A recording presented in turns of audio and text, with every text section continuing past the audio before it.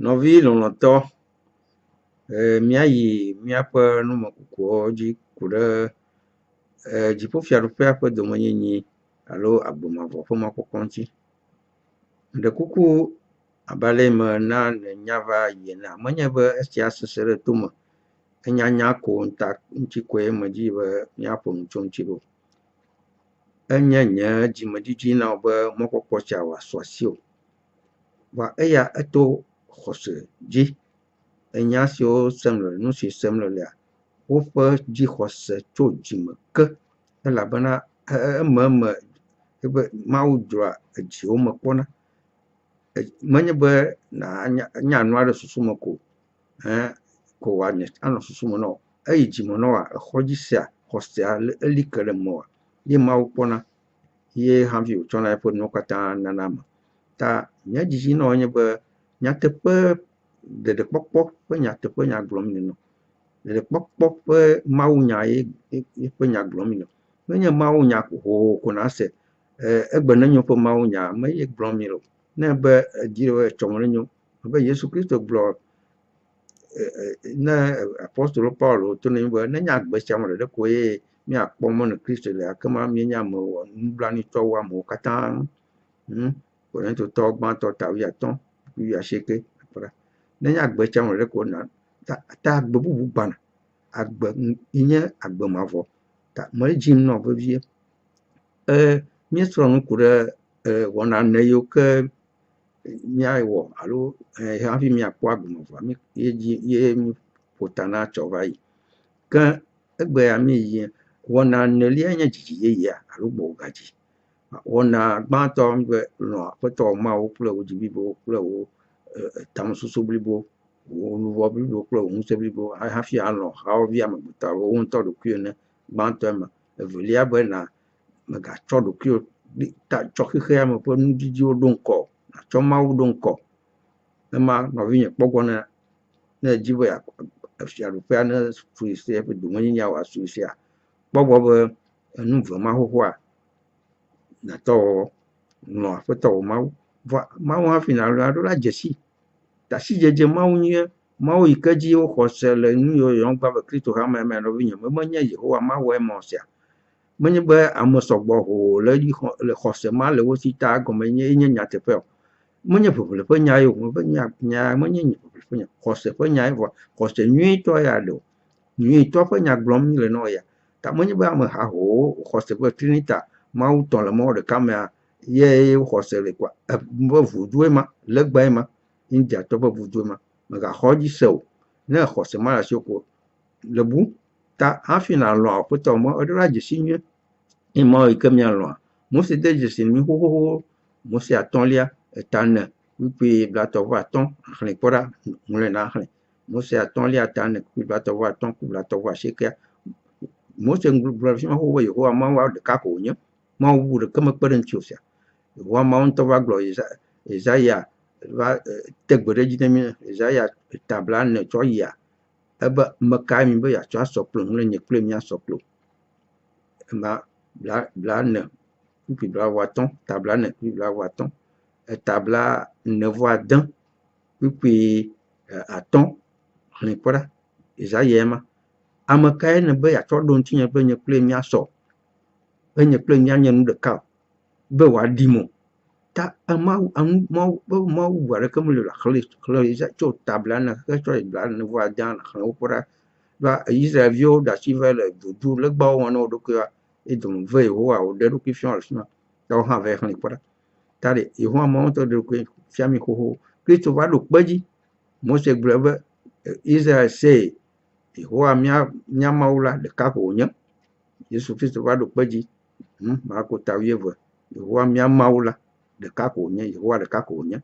Ta bubu aɖeke mekpe ɖe ŋuti o. Ye Yehowa ŋutɔ gblɔe. Ta ne wova Satana bosɔm ƒe wɔna vɔ̃woe ma.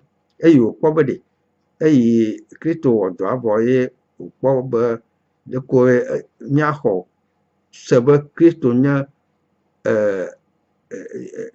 Kristo Yesu Kristo nye mía Aƒetɔ kple mía Ɖela. Míaxɔ dzi ase be Mawu de ɖo ɖa be wòɖe mí. Ta eye wòkpɔ be de dzesi na kɔa, ye wòva ɖo amewo me. to Romatɔwo fia gã ma dzi Constantin ma be dzi be ne wova wɔ wobe kpekpe gã ma wobe concile le Nicea kple Constantinopolia va gblɔ be Yesu atsã nye Mawu be Mawu tɔ le Mawu ɖeka me. Afi ma wova tsɔe de eƒe akpa alafa etɔ̃ kple enea me hafi wova nyama gblɔ Yesu Kristo ku eƒe apɔstolowo ku wova tsɔ nyama ɖo ta. Menye xɔsea ye mɔ sia. Ne be xɔse yi ke aɖe ya xɔse Yehowa Mawu ɖeka be ye nye Fofo la be Kristo fiam esia nye agbemavɔ la bena woanya wo Fofo la abe Mawu vavã ɖeka la ko be ne via hã nye Mawu vavã ɖe agblɔ be Fofo la ɖeka koe nye Mawu vavã ɖeka la. Eye woafia be tɔ la nye Mawu vavã, vi la nye Mawu vavã, Gbɔgbɔ la nye Mawu vavã. Ye vi la va to anɔ míafia kɔtɛe ye le Biblia me.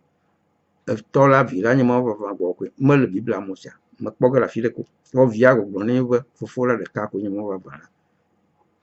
Xɔsea ye ma. Ye anye via. Etɔ kple vi menye na nu ɖeka o. Míekpɔ ge fia etɔ kple vi menye na nu ɖeka o. Ta xɔse nyuie ma. Apostolo Paulo gblɔ ne mi.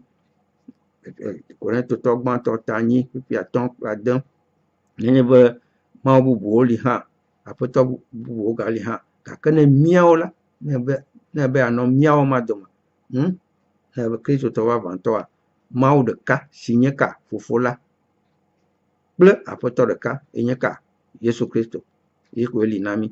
Ta xɔse nyuietɔ ma. Ye ne di be axɔ ɖeɖe ye ya, xɔse meyanɔ asi o. Axɔ dzidzi ye ya, xɔse meyanɔ asi o. Ne nye xɔse me le asi oa, ke medze si tɔwo ɖe.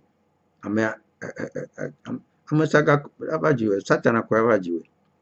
Ye ame gbogbo tɔ yiwo ke menya Yehowa Mawu nyo vɔ wohe gbɔgblɔ be yewoxɔ dzidzi ye ya. Woxɔ Antichrist dzi wo megblɔ. Satana abosam ƒe viwo nye. Womenye Yehowa Mawu ƒe viwo o. Ta xɔse nyuia ya le vevie. Yesu Kristo gblɔ be ekɔ to dzi ne mi xo Mateo 4:4 kpikpi 5:4 va xlẽ kpɔ ɖa. Egblɔ na mi xo be alakpa Kristo gbɔna.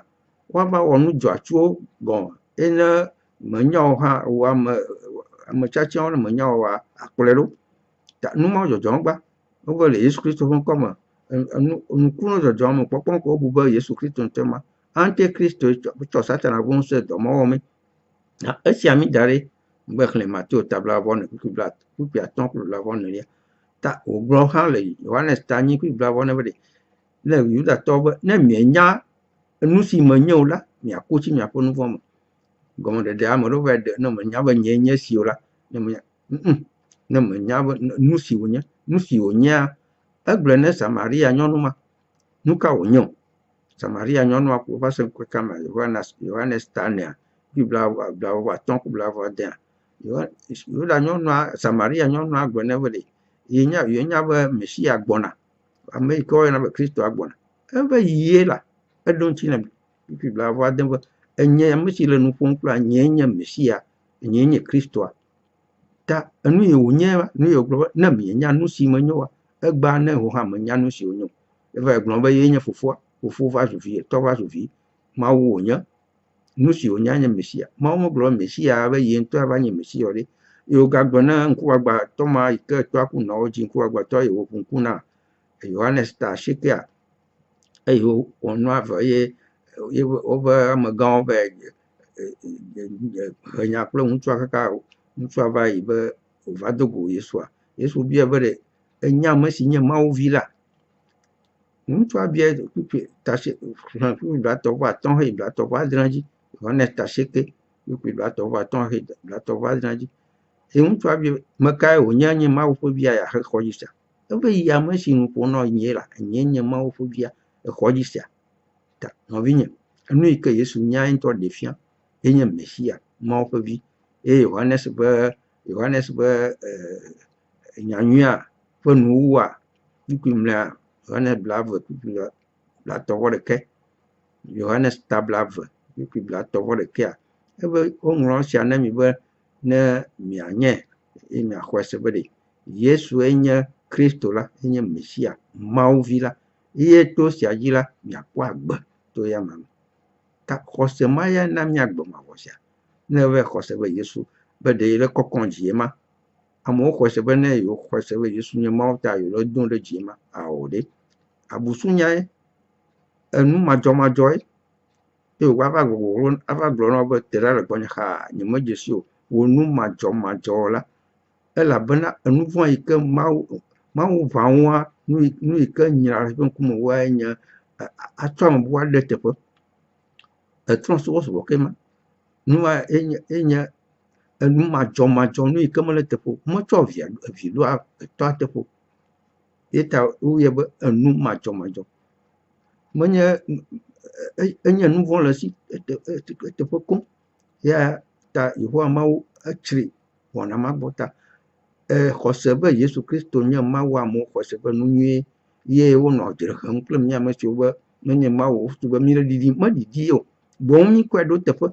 Enua wɔ ye ta be ale gbegbe ye Mawu kɔ ya ame ɖe dzi kpokpokpo elabena evi wònye vɔa ebu tɔ ale gbegbe be etsɔ eƒe agbe hena ɖe míanyi nɔviawo ta. Nenema ŋɔŋlɔ Romatɔwo ta nyi be ayɔ to ya dzia woayɔ míawo hã be nɔviawo ta eye nye mía fofo Mawu ƒe vi gbãtɔ ye wònye Mawu ƒe domenyila. Mí nye eƒe hadomenyilawo kpli. Nye hadomenyilawo kpli ta xɔse ya nɔ si o. Ne be yeanyi domea, nyi be mebe domenyinyi nyuietɔ nye be azu ameavi. Ne edzi be yeazu Mawu ƒe vi aka ɖe edzi be nye eƒe domenyila vavãtɔa, ke Mawu hã nɔvinye nye dzidzi na woe ma. Xɔse nyuie nenɔ si o. Elabena xɔse nyuie ko nenye be ewɔ ɖoɖo gbãtɔ lɔ̃ Mawu lɔlɔ̃ lɔ̃ eƒe nya ya eƒe nya vevi alɔ̃e kple wò dzi blibo. Alɔ̃ hawòvi megawɔ nu baɖa ɖe ku nɔvi o. Nu yi ke nedzi be ne wɔ nɛ hã wɔe nɛ. Adzesi vovototo kɔtɛe nenɔ Mawu Yehowa kple vi Yesu Kristo dome nɔ. Ye hafi axɔ Yesu ma dzi se. Yesu ke dzi naxɔ sia. Nusrɔ̃ge nu yi ke masrɔ̃ akplɔe ɖoa, xɔse yi ke naganɔ asi abɔ ɖe ŋutia, nu katã ye Biblia le Yesu yɔm be enye Mawu ƒe alẽvi o. Ye wònye míaƒe pastor. Awɔ nusɔsrɔ̃ vi aɖe ku ɖe ŋuti nɔ be nànya Yesu wòade blibo. Yesu ma ye dzi naxɔse be nye aƒetɔ kple eƒe ɖela elabena wɔ ɖeɖekpɔkpɔ dɔ aɖe tɔ. Ta sidzedze Yesu nyuia ta wògblɔ be etsiae nye agbe mavɔ la bena woanya wò fofo la nyuie kple wòabe Mawu vavã ɖeka la ko ne esem kple ame si nèdɔ ɖo la Yesu Kristo. Ta wɔme evea nyanya nyuie ele vevie nɔ hafi dzidzi ya wòate ŋu asɔ asi o ne ɖakpɔ xɔxɔ. Nye dzidzi na woe ma míagayi dzi eyi ne gbɔna lo. Mawu ne yra o. Wòanɔ katã míanɔ sesie míagava do go. Bye bye.